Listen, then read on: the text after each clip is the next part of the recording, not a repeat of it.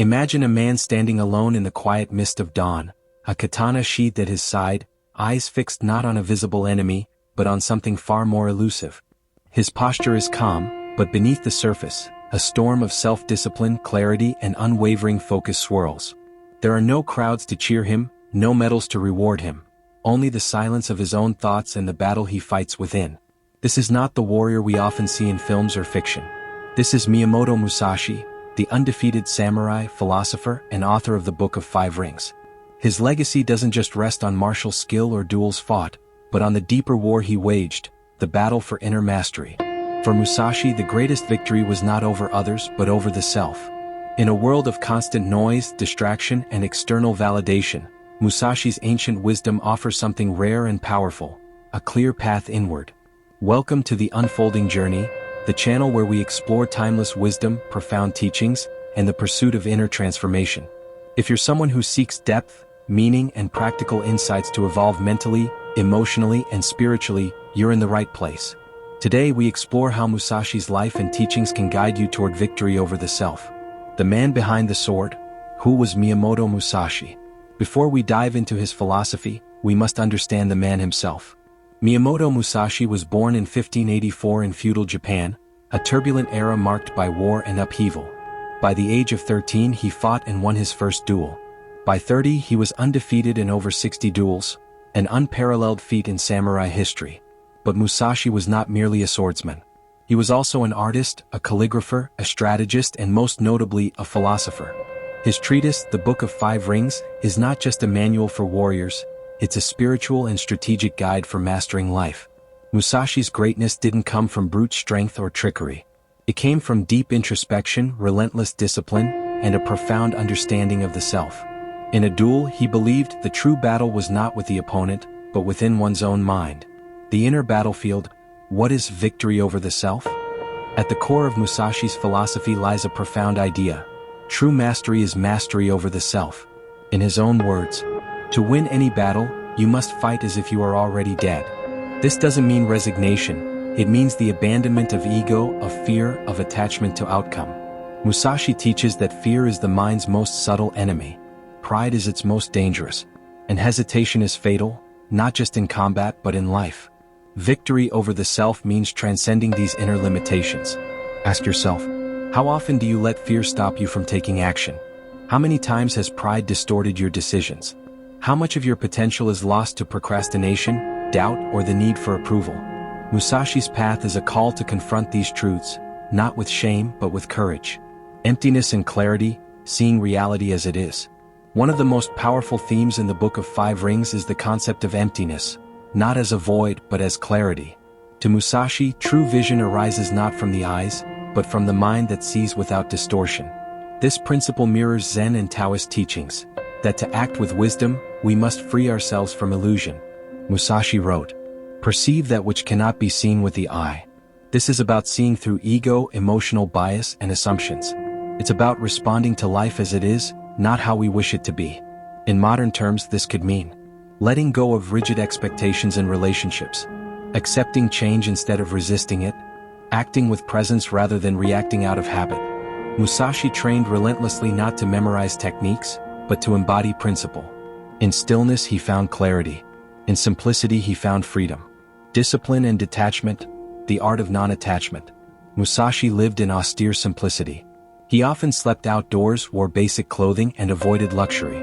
This was not asceticism for its own sake, but a deliberate choice, to avoid being owned by anything. He said, "Do not, under any circumstances, depend on a partial feeling." This means not letting fleeting desires or moods dictate your path. In a world addicted to comfort, Musashi's life is a radical reminder that strength comes from voluntary discomfort, choosing what is right over what is easy. This doesn't mean rejecting pleasure or emotion, it means not being ruled by them. It's a discipline that modern Stoics, monks, athletes, and high performers alike strive for. Victory over the self is rooted in the ability to pause, to choose rather than react, to own your mind rather than be owned by it. The path is the way, walking without end.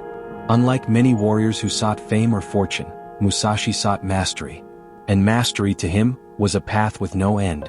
In his later years he withdrew from public life and lived in a cave named Ryagando, where he meditated and wrote. His teachings in this period are especially powerful, as they reflect not a young warrior's ambition, but a sage's wisdom. He taught that the path, what he called the way, is walked moment by moment. There is no final arrival, only deeper understanding. Musashi's life reminds us that self-mastery is not a destination but a practice. Every day is a duel. Every moment is a choice. The battle is never won in the final sense, but with each act of courage, clarity, and discipline, we win a little more of ourselves. Applying Musashi's wisdom today, 5 practical lessons. Let's distill Musashi's philosophy into 5 actionable principles you can begin applying today.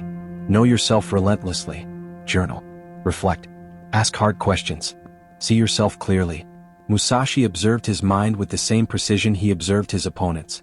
Embrace voluntary discomfort. Push your limits. Wake up early. Train your body.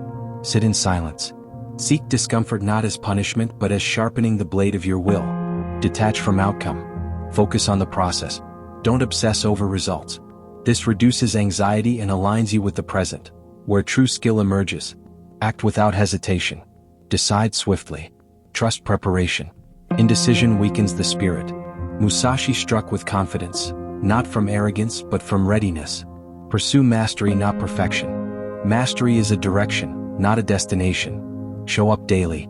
Get better by 1 degree. Be patient but unrelenting. These aren't just warrior codes. They're blueprints for a life of integrity, depth, and quiet power.